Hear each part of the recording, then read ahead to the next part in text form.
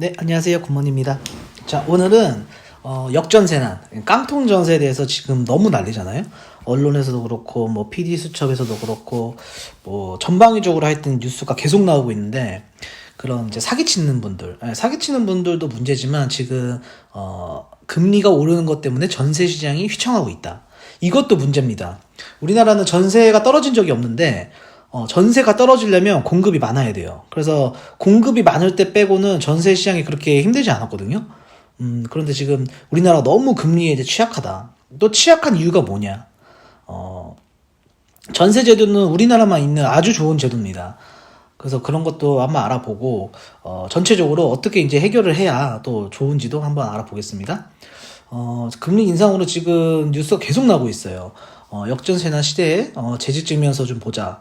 세입자가 이제 집주인을 면접하는 이제 그런 뭐 기사도 나오고, 지금 전셋집이 안 빠져서 세입자 집주인도 지금 보증금 소가리를 하고 있다. 이제 계속 전세가 돌아가면서 시장이 형성이 되는 거거든요. 그러니까 이 세입자도 사실 전세금을 받으면 갖고 있는 집주인이 얼마나 되겠어요. 그 갖고 있을 거면 보관이지.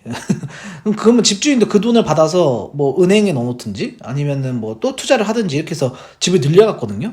돌고 도는 거니까. 그래서 이제 다른 세입자 받아가지고 내보내고 이게 지금 안 되는 거죠. 그러니까 돈줄이 지금 막힌 겁니다. 그래서 지금 대출도 지금 막아놔가지고 참 그것도 문제예요. 국가에서 왜 그렇게 막아놨는지 참. 그래서 이 전세 제도에 대해서 알아볼게요. 먼저 이 다주택자가 있습니다. 이제 설정을 제가 2주택으로 해볼게요. 자기가 살고 있는 실거주 집이 하나 있죠. 그리고 집이 하나가 남으니까 이제 이거는 이제 임대로 주는 겁니다. 그러면 전세를 줄지 월세를 줄지 이제 보통 고민을 해요. 그러면 이제 만약에 금액이 3억이고 전세는 2억이고 월세가 5천에 120이다. 이런 집이 있다고 가정을 해볼게요. 이제 금리는 3% 기준입니다. 자, 그러면은 이 무주택자가 이제 집을 얻을 거 아닙니까? 그럼 세입자인데 이 세입자가 집을 얻을 때 집을 매수하기는 좀 뭐 돈이 부족하던가 아니면 뭐 여러 가지 사정이 있겠죠. 근데 한 1, 2년 정도 내가 이제 집을 살아야겠는데 뭐 독립을 할 수도 있고 뭐 직장 때문에 아니면 뭐 학업 때문에 이렇게 해서 집을 구할 수 있잖아요.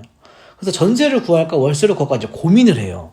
그럼 이제 비교를 합니다. 뭐랑 비교를 하냐면 내가 전세로 살았을 때랑 월세로 살았을 때 비용을 이제 고민을 하는 거예요.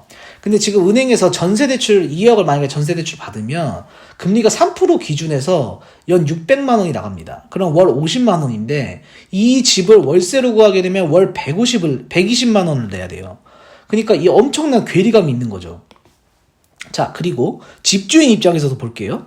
자, 집주인이 3억이 있어요. 3억이 있어서 이 집을 보유하고 있다고 칩시다. 그런데 전세로 지금 집을 주면 2억을 주면은 이제 1억이 남잖아요. 자, 반면에 월세로 주게 되면 LTV를 70% 받습니다. 그럼 2억 1000이 나와요. 37에 21, 2억 1000이 나오죠. 그 다음에 자기 자본금을 그러면은 보증금 5천만 원 더하기 9천만 원, 4천만 원이니까 9천만 원 되잖아요. 그렇기 때문에 보증금 5천만 원 빼고 자기 자본금 4천만 원 들어갑니다. 그럼 4천만 원으로 이 대출 이자 2억 1000에 대한 대출 이자가 3%니까 630만 원 나가요. 그 다음에 세입자한테 120 받으니까 1440만 원 봅니다. 그러면 대출 이자 연소득에서 대출 이자를 빼버리면 순소득이 810만 원이 나와요. 그럼 만약에 2년을 계약했다 그러면 1600만 원 정도를 버는 거예요. 자, 근데 이 전세로 집을 주게 되면 이 자본금이 1억이잖아요. 그 1억이니까 이 사람은 3억을 지금 갖고 있어요. 전세 보증금 2억이고 그러니까 2억이 남죠. 2억이 남는 걸로 이런 집을 두 채가 더 매입이 가능하다는 얘기가 됩니다. 그러면은 세 채가 되잖아요. 임대하는 집이 세 채가 되는데 보통 전세는 2년에 법정으로 5%로 보통 규정을 하고 있거든요. 그러면 2년 뒤에 내가 5%를 올린다고 했을 때 세 채니까 2천만 원씩 6천만 원을 법니다. 전세로 놨을 때. 그러면 이 집주인은 2년에 1600만 원을 버는 게 좋을까요? 세 채를 해서 6천만 원을 돈을 버는 게 좋을까요? 당연히 6천만 원이 더 좋겠죠. 그러니까 전세 시장이 돌아가는 겁니다. 자, 세입자 입장에서도 전세 대출 받아서 50만 원, 50만 원 내면은 끝날 거를 월세로 100 이상을 준다? 그러면은 이 사람도 고민을 하죠. 고민할 것도 없죠, 사실. 전세 대출 받아서 전세 들어가는 게 낫죠. 이게 우리나라 전세 제도입니다, 이 전체가. 그러니까 전세 시장이 잘 돌아가는 거예요. 돈은 돌고 돈다. 그런데 지금 전셋집이 안 빠져서 보증금 소가리를 하고 있다는 말은 돈이 안 도는 겁니다. 왜 안 도냐? 정부에서 DSR을 시행해서 다주택자한테 대출을 안 해줬어요. 안 해주면 세입자는 이제 만기가 돼서 나가야 돼서 보증금을 돌려달라고 하는데, 보통 은행에 전셋집이 빠지면 괜찮아요. 전셋집이 빠지면 괜찮은데 지금 전셋집이 안 빠진다는 거잖아요. 그러니까 은행에서 대출을 받아가지고 임차인한테 돈을 줘요. 그러면 임차인도 전세 대출을 받았으니까, 전세 대출 만기가 됐으니까 돈을 갚아야 될 거 아니에요. 갚고 뭐 다른 데 이사를 가든지 아니면 월세를 가든지 아니면 뭐 집을 사든지 해야 되는데, 이 은행에서 지금 이 DSR 때문에 대출을 안 해주니까 이 임대인, 이 다주택자는 돈을 줄 수 있는 상황이 안 되는 겁니다. 왜? 돈을 갖고 있지 않으니까. 그리고 집이 여러 개인 살면 더 문제가 커지는 거죠. 그리고 지금 금리가 올랐기 때문에 이 임대차 시장도 이 다른 세입자들이 와서 집을 이제 와서 살아줘야 되는데 월세만 구하는 거예요. 그 월세로 놓으려고 해도 아까 LTV 70% 받잖아요. 그것도 안 해주는 겁니다, 이 DSR 때문에. 그러니까 지금 역전세난이 지금 해결이 안 되는 거예요. 집주인은, 그러니까 책임이 임차인한테 가는 겁니다. 책임이 집주인한테 가야 돼요. 임대인한테 책임이 가야 되거든요. 아니, 전세가 빠지다 안 빠지다 일단 은행에서 담보대출을 받아서 내보내야죠. 이런 시장이 돌아가야 되는데 지금 이 DSR 때문에 안 되는 겁니다. 전 진짜 답답해서, 저도 다주택자지만 정말 이해가 안 돼요. 왜 이런 DSR을 해내는지. 무슨 뭐 투기판이라고 하는데, 아니 투기할 사람은 하라 그러고 일단은 세입자를 보호해야 될 거 아닙니까? 무조건 책임을 집주인이 줘야 됩니다. 엎친 데 덮친 격으로 지금 전세 사기 난리 났죠? 2030 서울, 인천, 경기 지역에 지금 다세대 오피스텔 쪽이 난리 납니다. 이거 보면서 저도 작년까지 분양을 했었기 때문에 참 느끼는 바가 굉장히 많아요. 좀 이따 뒤에 가서 설명드릴게요. 전세 사기꾼이 또 검거됐다. 서울 빌라 떠난다. 참 이것도 굉장히 문제예요. 근데 지금 서울을 떠나도 지금 지방도 뭐 광주라든가 대구 뭐 여러 곳에서 지금 난리더라고 보니까. 저희는 이제 지방 수도권 쪽은 이제 안 했지만 저희는 서울만 했거든요. 상당히 문제다. 뭐가 문제냐? 이 구조를 알아갈게요. 자, 이 빌라나 오피스텔을 지어서 파는 건축업자가 있어요. 이 건축업자가 분양을 해야 될 거 아니에요. 근데 신축은 집이 깨끗하고 참 잘 지어요. 요즘에 집을 너무 잘 짓기 때문에 이 임차 수요가 굉장히 많습니다. 임대 수요가 굉장히 많아요.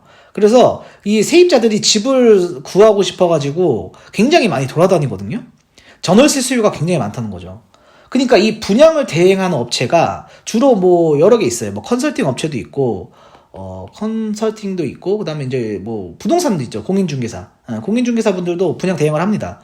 이런 분양 대행 업체들이 전세 손님이 전세를 구하러 어디 다니겠어요? 뭐 직방을 보든, 뭐 네이버 부동산을 보든, 아니면 실제로 돌아다니든. 근데 요즘에는 거의 이제 사진을 보고 딱 마음에 드는 집을 찍어서 오기 때문에 이제 그 광고를 올린 걸 보고 오죠. 그러면 이제 전세 유인을 하고 대출 알선을 해줍니다. 요즘에 부동산들이 대출 알선 거의 답니다. 그러면 전세 보증금을 이 건축업자한테 줘서 입주를 해요. 입주를 해서 이 분양 대행 업체는 이 임대인, 이 바지 사장을 세우고 세입자를 유인해서 건축업자는 지금 팔면 그만입니다. 팔면 그만이고 수수료를 지급하죠. 그 수수료 중에 일부를 이 바지 사장한테 지급을 하는 거예요. 그래서 뭐 지금 뭐 천채, 무슨 빌라왕 뭐 이런 말이 엄청 많잖아요. 이런 사람들이 다 무슨 뭐 어디 필리핀에 도망가 있다, 베트남 도망가 있다 이런 뉴스 너무 많고, 그다음 최근에 뭐 제주도에서는 뭐 400몇 채 갇힌 사람이 죽었다.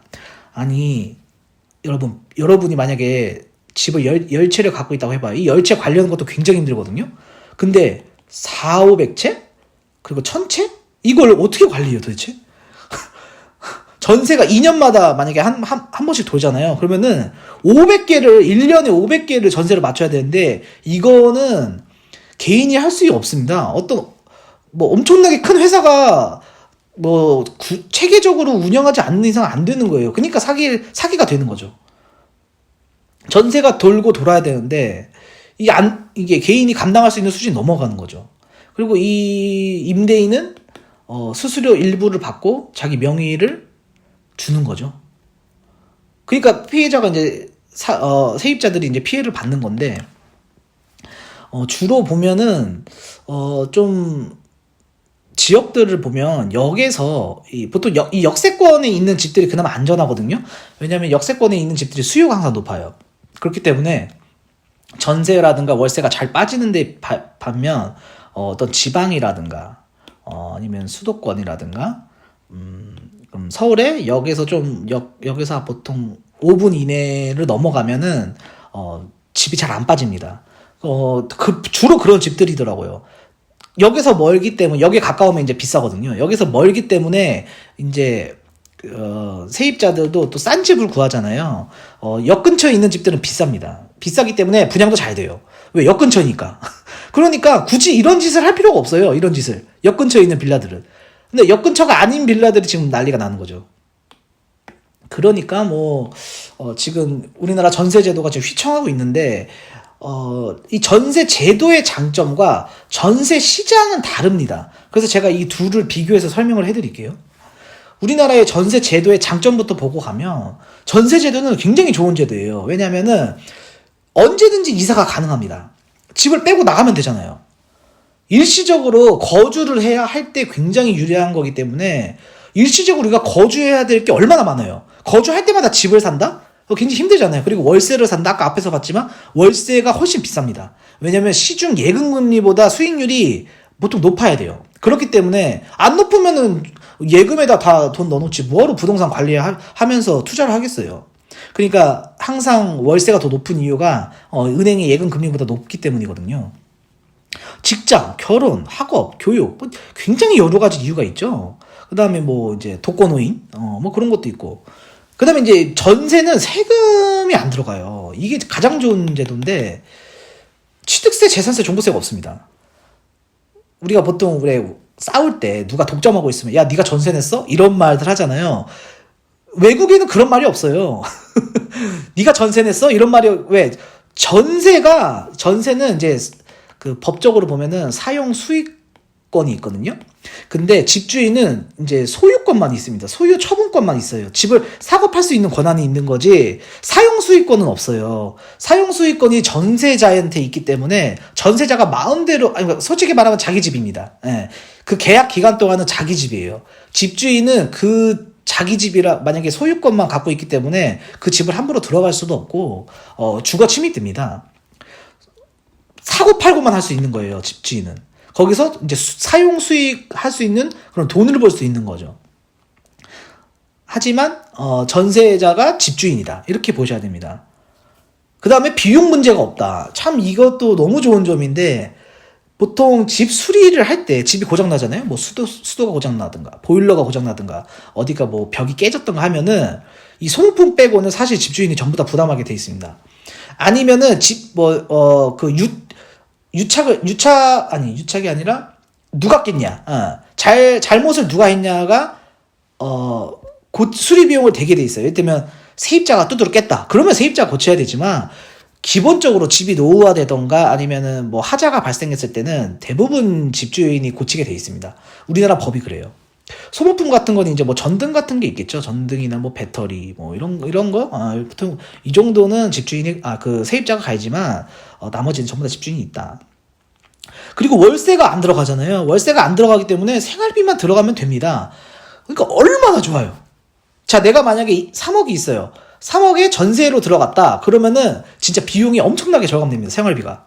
왜? 이자 안 나가지, 대출이자가 나가요, 월세가 나가요, 뭐가 나가요. 그러니까 내 생활비만 온전히 들어가는 거예요. 그리고 2년 뒤에 받고 나가고. 굉장히 좋은 제도입니다. 전세 제도가 잘 돌아간다는 가정하에죠. 하지만 지금의 우리나라 전세 제도의 문제가 아니라 전세 시장의 문제입니다. 왜 문제냐면 제일 문제가 이 전세 대출 제도예요. 저도 찾아보니까 2008년도에 전세 제도가 도입했더라고요. 그러니까 이명박 때예요. 그리고 이제 보금자리 주택 나오면서 집값이 안 오르고 전세가 폭등하던 시기가 이제 2011년이거든요. 이때 전세대출 제도가 굉장히 활성화됩니다. 그 다음에 이제 박근혜 정권 넘어와서 2013년에 보증액을 상향해버려요. 지금 허그 같은 경우가 4억에서 아마 6억까지 될 거예요. 그러니까 전세 보증 금액이 4억에서 6억까지 나온다는 거니까 웬만한 아파트는 다 들어갈 수 있는 거거든요. 그 다음에 문재인 정부 들어와서 초저금리, 제로금리였죠? 제로금리여서 200조까지 돌파했다. 이런 통계가 나왔습니다. 그러니까 이 전세 대출 제도 때문에 집값을 끌어올렸다라고 봐도 사실 무리가 없죠. 사실 전세 대출을 안 맞는 시장이었어요. 왜냐면은 우리가 이제 뭐 80년대, 90년대 이렇게 보면은 보통 월세에서 전세로 가게 되면 축하하는 분위기였어요. 왜냐면은 전세는 아까 말했지만 생활비가 안 들어갔기 때문에 전세금에서 조금만 더 돈을 보태면 저축을 하면은 내 집 마련을 할 수 있었거든요. 그런데 이 전세 대출 제도 때문에 그 다음 대한민국의 허세와 허영심이 폭발을 합니다.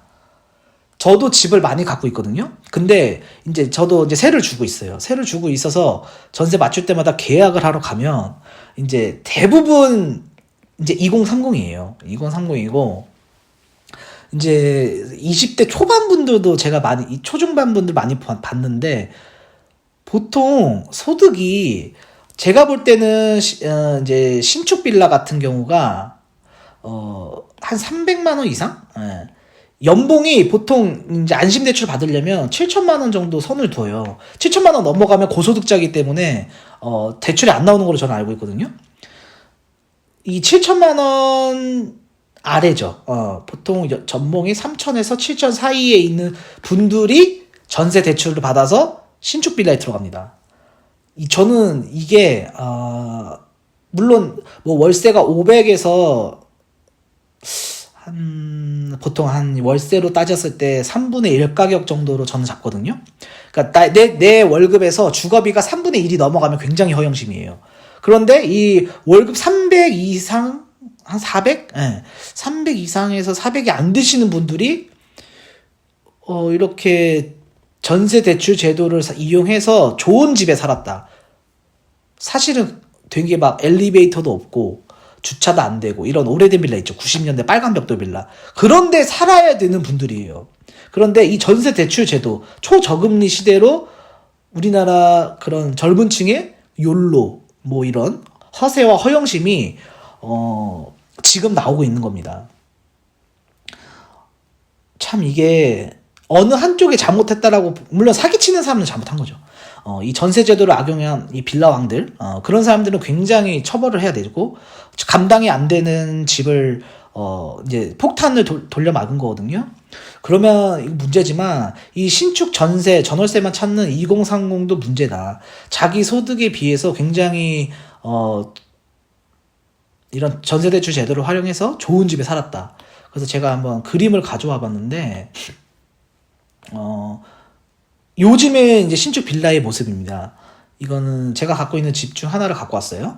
이제 거실 보면은 이렇게 이쁘죠. 이렇게 반듯하게 이게 이제 3베이 구조예요. 창. 이렇게 세 개의 창으로 나 있는 거를 3베이라고 하거든요. 그래서 방, 거실, 방 이게 참 제일 좋은 구조입니다. 그러니까 보통 여기다 이제 TV 두고 여기다 이제 소파 이렇게 두겠죠. 그리고 뭐 이쪽에는 이제 식탁 식탁 안 둬도 돼요. 여기는 이제 옵션이 또 있어가지고 식탁 안 둬도 되는데 그 다음에 왼쪽으로 이제 안방 보면은 안방도 이렇게 생겼습니다. 이렇게 보면은 뭐 보통 침대를 들어가서 보통 이렇게 놓지 않나요? 침대를 이렇게 두고 그 다음에 뭐 여기 이제 뭐 컴퓨터 책상 같은 거 뭐 이렇게 둬도 되고 그 다음에 작은 방을 가보면 작은 방도 여기 드레스룸이 좀 있어요. 드레스룸이 있어서 아니면 이제 행거를 보통 이렇게 시스템장 같은 거 시스템장을 자기가 이렇게 맞추더라고요. 그래서 뭐 여기 뭐 행거 이렇게 놔두고 그다음에 여기는 높은 장 이렇게 놔두면 뭐 주로 이제 방 하나는 옷방으로 이렇게 쓰시더라고요. 그리고 주방의 모습을 보면 이제 여기가 입구거든요. 입구인데 여기 중문이 있죠. 중문이 참 좋아요. 저는 중문 있는 집을 좋아하거든요.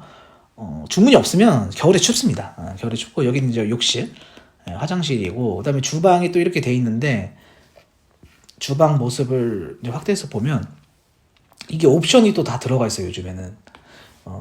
여기 이제 냉장고 있고, 여기 세탁기 보이죠? 세탁기 있고, 그 다음에 뭐 건조기는 보통 이렇게 위에다 올리니까 자기가 서서 하면 되고, 여기 또 식탁이 있습니다. 이 아일랜드 식탁 이런 게 넣었다 뺐다 할 수 있어가지고, 참 좋아요. 그 식탁이 필요가 없죠. 그 다음에 이제 뭐 밥솥, 전자레인지 뭐 이런 거, 상부장도 있고, 또 여기 다용도실에 여기 또 창문이 있어서 또 환기도 잘 됩니다. 요즘엔 너무 이렇게 잘 지어서, 그 다음에 이제 욕실 보면은, 욕실도 이제 딱 아담하고 좋죠? 저쪽 아쉬운 게, 여기 이제 파티션을 이렇게 딱 하나, 그래서 물 안 튀게 좀 이렇게 설치해주면 좋은데, 왜 이런 거 돈 얼마 안 할 텐데, 이런 거는 설치를 안 했는지 모르겠네요. 여기 샤워하면 물 여기 다 튈 거 아니에요. 좀 호텔처럼 좀 그렇게 좀 이쁘게 했으면 좋았을 텐데, 좀 그건 아쉽네요. 예. 그러니까 요즘 이렇게 빌라를 짓는다. 이러니까 눈 돌아가요. 사실 저도 집을 갖고 있지만 제가 갖고 있는 집들 중에서 저 혼자 살고 싶은 그런 집이 굉장히 많습니다. 저는 제가 살고 싶어야 그 투자를 하는 거거든요. 그리고 다 역세권에서 사요. 여기서 멀면은 임차 수요가 떨어지기 때문에 이제 안 사거든요. 그래서 이렇게 가면 눈 돌아간다. 이렇게 딱 가보면 되게 분위기도 아득하고 되게 살고 싶습니다, 사실. 혼자 그런 나홀로 그런 라이프 스타일 이런 거, 나 혼자 산다도 같은 그런 TV 보면 되게 로망 같은 거 생기잖아요. 그게 좀 그리고 여기는 이제 2인까지 살기가 좋아요. 3명이서 살면 조금 좁습니다. 2명까지는 좀 살기가 굉장히 좋다. 그렇기 때문에 이 대한민국의 허영심이 폭발을 했다. 이런 뭐 이 전세를 사시는데 굉장히 명품을 많이 두르고 오세요. 계약하러 갈 때 보면 도대체 명품을 두를 정도로 그렇게 소득이 높으신 분이 왜 전세를 살지? 저는 이런 생각도 많이 하거든요. 그 다음에 이제 너무 어린 분들 오면은 이제 부모님하고 보통 같이 오시는데 20살 초중반? 그러면은 이제 주로 이제 보호자분이라고 하시는 어르신 분들과 같이 오는데 저는 이제 혼자 가죠. 저는 혼자 가는데 부모님이 지원을 해주시는지. 근데 거의 보면은 그 은행에서 대출을 받으시기 때문에 질권 설정을 합니다. 은행에서. 이 질권 설정이 뭐냐면 나중에 만기 때 세입자한테 돈을 돌려주지 말고 은행에다 직접 주라는 거예요. 질권 설정이. 질권 설정을 하겠다는 거는 임대인을 믿는 거지 임차인을 믿는 건 아니거든요. 임차인의 대출을 받아서 집주인한테 줬잖아요. 그러니까 임차인한테 주면 먹고 나를 수가 있으니까 은행한테 직접 주라는 겁니다. 그러니까 임차인을 못 믿는 거죠. 얼마나 근데 신용이 좋아야 질권도 이 대출이 나올 텐데. 그래서 이게 담보가 없다고 하는 게 전세 시장의 단점이자 그 세입자의 그 신용, 그런 소득 이런 걸로 대출이 나오는 제도이기 때문에 참 좀 손을 봐야 돼요. 담보를 어떻게 설정을 할 건지.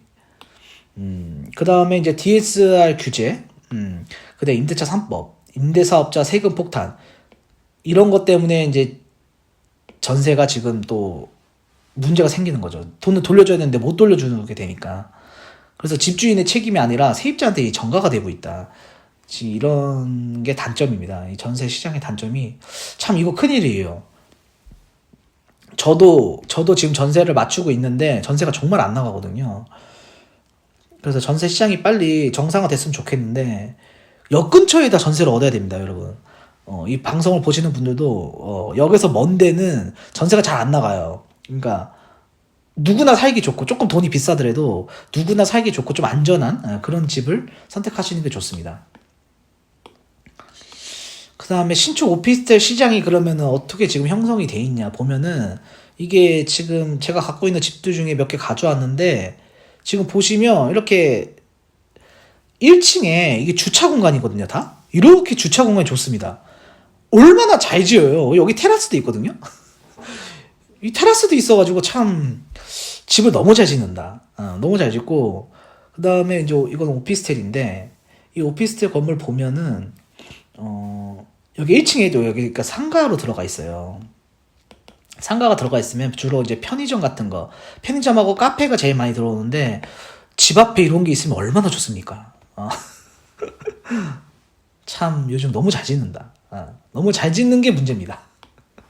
너무 잘 짓는 빌라 오피스텔 시장 때문에 이 주차장 기분이고요. 그리고 2015년도인가 6년도에 이 빌라에도 이 엘리베이터가 승강기가 들어가기 시작했어요. 그러면서부터 보통 이제 90년대, 2000년대 초반에 짓던 것들이 2000년대 초반에 짓던 집들이 엘리베이터가 없다 보니까 고층보다는 저층을 선호했거든요.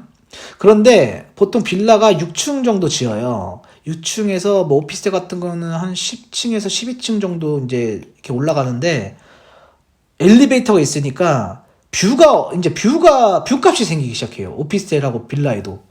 그래서 고층을 선호한다. 그리고 아까 봤지만 13평에서 14평 되는 이제 인테리어, 고급 인테리어로 1, 2인 가구들이 와서 사는데 지금 또 1, 2인 가구가 엄청나게 늘었죠. 그러니까 이 신축 빌라와 오피스텔 시장이 굉장히 화랑이었죠. 제가 2016년부터 제가 일을 했는데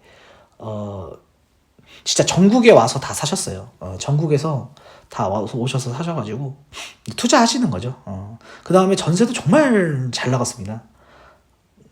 거의 막 보통 이런 집이 보통 한 12세대에서 보통 15세대 정도 짓거든요.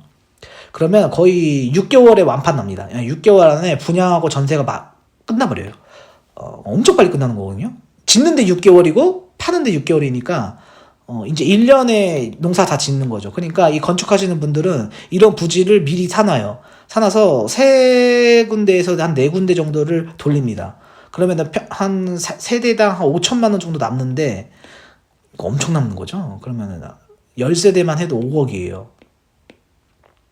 5억이고 보통 15세대 되니까 5억 남으면 순수익이 5억입니다. 네, 5억이니까 뭐 3, 4군데 정도 하시면 뭐 보통 10억에서 15억 정도씩 굴리시거든요. 그러니까 엄청 부자죠. 건축하시는 분도 굉장히 부자입니다. 그 다음에 최종 거주지는 아파트다. 이게 우리나라 인식이잖아요. 내 집 마련의 꿈. 그러면은 국회의원도 그렇고 정치인도 그렇고 뭐 대부분의 사람들이 아파트가 아니면 집이 아니라고 생각을 해요. 이거 이제 오피스텔인데 이거 주거용 오피스텔이거든요. 주거용 오피스텔은 그냥 다세대 빌라랑 똑같다고 보시면 됩니다. 여기는 이제 확장이 안 들어가 있고 여기는 확장이 들어가 있어요. 면적에. 그 차이지 사실 그렇게 차이 없습니다. 빌라는 잠깐 사는 곳이라는 인식이 강해요, 우리나라가. 근데 저도 아파트에 살아본 지가, 저 지금 아파트 살고 있지만, 저는 20살 때 처음으로 아파트 전세를 살아봤어요. 그전에는 다 빌라에 살았거든요. 그래서, 아파트가 최종 거주지다. 뭐, 물론 좋죠. 우리나라 아파트 워낙 잘 지으니까. 전 세계에서 제일 잘 짓는 게 우리나라 아파트인데. 하지만 빌라도 사람 사는 건데, 빌라는 쳐다도 안 보죠. 그러니까 이 전월세 수요가 많은 거예요, 빌라가. 그러니까 세입자들의 피해가 지금 있는 것도 그런 건 이제 악용하기 때문인 건데. 그 다음에 이제 은퇴 후에 이 노후 대책으로 임대 수요를 받고 싶어 하시는 분 굉장히 많거든요. 예. 그러니까 월세 받기 좋은 투자처로서 굉장히 각광을 받았죠. 빌라 오피스텔이. 특히 역 근처, 역세권에 있는 이제 그런 빌라 오피스텔들. 저는 세가 잘 나가니까. 그 다음에 이렇게 세는 잘 나가는데 분양이 잘 안 돼요. 왜? 다들 최종 거주지는 아파트라고 생각하니까 이 노후 대책으로 투자를 생각하지 않으신 분들은 사실 실거주가 거의 없습니다. 빌라가. 그러니까 사용 가치는 높은데 소유 가치가 낮아버려요. 왜냐면 집값이 안 오른다는 그런 인식이 강했거든요. 빌라가 뭐 집값이 오르냐. 근데 빌라를 갖고 있어야 아파트로 이제 변하거든요. 그게 이제 재개발인데, 물론 재개발도 뭐 이렇게 거의 로또 수준이지만, 또 안 되는 것도 아닙니다. 그래서 투자금이 이제 적게 들어가게 돼요. 그러니까 갭 투자가 성행하죠. 왜? 사용 가치가 높으니까 전세금을 거의 90% 이상 받을 수 있습니다. 빌라나 오피스텔이. 근데 이제 분양은 잘 안 되니까 낮은 투자금을 형성해서 집을 분양을 하는 거예요. 이 건축업자들이. 왜? 분양하기 위해서 높은 수수료를 지급하는 겁니다. 누구한테? 컨설팅 업체나 이제 공인중개사, 부동산한테. 그러니까 사실 박근혜 정부 때만 해도 그렇게 막 1%에서 2%대 금리였거든요. 제가 2019년도에 제가 집을 샀는데 그때 금리를 보니까 1.75였더라고요. 1.75 기준금리가. 근데 그래서 3%에서 한 4% 정도 제가 그 원리금 상환을 했었는데 지금 뭐 엄청 높죠. 근데 이때 진짜 분양이 정말 잘 됐어요. 저희가 작년까지만 해도 분양을 했었으니까 굉장히 분양이 잘 됐다. 네. 이게 이제 제가 강남에 한 오피스텔 이제 분양하는 걸 사진을 갖고 있어서 이제 구경시켜 드리려고 제가 가져왔는데 이렇게 보시면 굉장히 고급스럽게 지어놔요. 너무 잘 짓지 않아요? 참 이거 보면은 이게 꾸며놓은 건데 지금은 이렇게 보시면 이렇게 타입 다르게 이게 1.5룸인데 여기 원룸 여기는 이제 거실이고 그다음 방이 하나가 있어요. 여기 방이거든요. 여기 안방인데 이렇게 붙박이장 이렇게 고급스럽게 해놓고 침대 하나만 놓고 살 수 있게 강남에서 이게 정말 잘 팔렸어요. 강남에서 이렇게 바 형식으로 또 보시면 주방 형성되어 있는데 굉장히 카페 같잖아요. 카페처럼 이렇게 꾸며놓고 여기 냉장고고 여기 상부장이고 그다음에 여기 음식물 쓰레기 이런 거 처리기도 이런 거 해놓고 굉장히 강남은 참 항상 시장을 앞서가기 때문에 강남 분양하는 데를 저희가 항상 가서 보고 요즘 트렌드가 어떤 건지 이런 것도 많이 참고를 했거든요. 그래서 한번 구경시켜 드리려고 가져왔는데 지금 돈이 잘 돌아야 문제가 없다. 제가 2달 전에 올해 상반기에 전세 폭등한다. 이제 제가 금리 얘기를 하면서 이 말씀을 드렸거든요. 이제 봐야 알겠죠. 저는 이제 한 6월에서 7월 정도에 그때 정도면 이제 금리 인하하니까 금리 인하하면은 지금 월세도 굉장히 높기 때문에 다 전세로 돌아간다고 봐요. 왜 그렇게 생각을 하냐면 지금 부랴부랴 전세 대책을 내놓고 있습니다. 지금 국토부에서 전세 사기 피해자들 보증금 반환 2달 단축하겠다. 사전 심사세 도입해서 빨리 피해 없게 빨리 할 수 있게 하겠다. 뭐 이런 거. 그다음에 지금 우리은행에서 주담대 전세 대출 우대금리 확대하겠다. 1포인트 가량 이제 내려가는 걸로 나오더라고요. 엄청 내려가는 거죠, 그럼. 그다음에 이제 2억 전세집이면 2억 다 빌려주겠다. 무주택자 100% 전세 대출 검토한다. 정부가 지금 전세 자금을 빌린 무주택자 이게 왜 그러냐면 지금 안심전환 대출 그거에 대해서 전세가 안 들어갔거든요. 그래서 아마 전세입자들이 이제 반발을 하니까 아마 빨리빨리 부랴부랴 이제 대책을 내놓을 것 같아요. 근데 이 전세가 이런 게 힘든 게 이 담보가 없기 때문에 참 힘들어요. 그래서 지금 허그에서 설정한 금액은 공시가의 150%거든요. 150%에서 지금 140%로 줄였습니다. 요 정도 금액이면 사실 시세보다 감정평가 금액, 공시가가 감정평가거든요. 감정평가 금액이 시세보다 낮게 나오기 때문에 사실 반영을 못하지만 지금처럼 떨어졌을 때는 150에서 140이면 괜찮아요. 아니면 이 비율을 뭐 200%로 올린다든가 뭐 지금 이런 얘기도 나오고 있거든요. 그래서 허그에서 감정평가 법인 40곳만 지금 보증 인정하겠다. 왜냐면은 2020년 문재인 정부 때 임대사업자들 있잖아요. 임대사업자들이 보증보험 가입을 의무화시켜버렸어요. 그러다 보니까 이 지금 엄청나게 지금 보증 사고가 많이 나고 있거든요. 왜냐면 전세 사기 친 사람들이 이 감정평가 받아가지고 다 이렇게 가입을 시켜놔서 시세 조작을 했다는 거죠. 그래서 이제 그런 시세 조작을 막기 위해서 이 감정평가 법인 40곳만 설정해서 하겠다고 이런 얘기도 나오고 있고 해서 빨리 지금 조만간 이런 전세 시장에 안정이 왔으면 좋겠어요. 안정이 와야 집값도 안정이 되거든요. 항상 제가 말씀드리지만 임대차 시장을 먼저 안정화시켜야 됩니다. 그래야 집값이 안정이 돼요. 지금 연준에서 물가 2%로 지금 설정을 해가지고 금리 올리고 있잖아요. 이것도 물가가 2% 정도가 돼야 경제가 잘 돌아갑니다. 근데 과연 다시 저금리 시대가 올지, 저금리 저성장 뭐 이런 그런 얘기 많이 들어보셨죠? 예. 문재인 정부 때만 해도 그런 얘기가 계속 삼저 시대다 막 이러면서 나왔는데, 지금 뭐 정권이 바뀌고 너무 지금 다들 힘들어 하시니까 또 이 전세 시장에 대해서 너무 그렇게 또 나쁘게 보지 마라. 정상화된다. 이제 빨리 피해자분들이 빨리 좀 해결이 됐으면 좋겠네요. 그 다음에 전세 시장 좀 안정화돼서 뭐 역전세, 깡통전세 이런 거보다는 사실 집값이 떨어져서 메꾸는 것보다, 아니, 집값이 올라가지고 그 대책 내는 것보다 집값 떨어져서 대책 내는 게 사실 더 힘듭니다. 그래서 부랴부랴 부동산 규제 다 푸는 거예요. 정부 입장에서는 안전한 거, 내 정부 기간에는 사건 사고가 안 일어나는 걸 제일 좋아하거든요. 그렇기 때문에 조만간 빨리 해결됐으면 좋겠고, 또 전세 시장에 대해서는 부동산 그런 컨텐츠랑 같이 계속해서 모니터링을 하겠습니다. 네, 오늘 영상 좀 길었는데 우리나라 전세 시장이 지금 이렇다, 이거에 대해서 좀 하셨으면 좋겠고, 또 전세 구하시는 분들도 참고가 됐으면 좋겠어요. 네, 오늘 영상 여기까지 하겠습니다.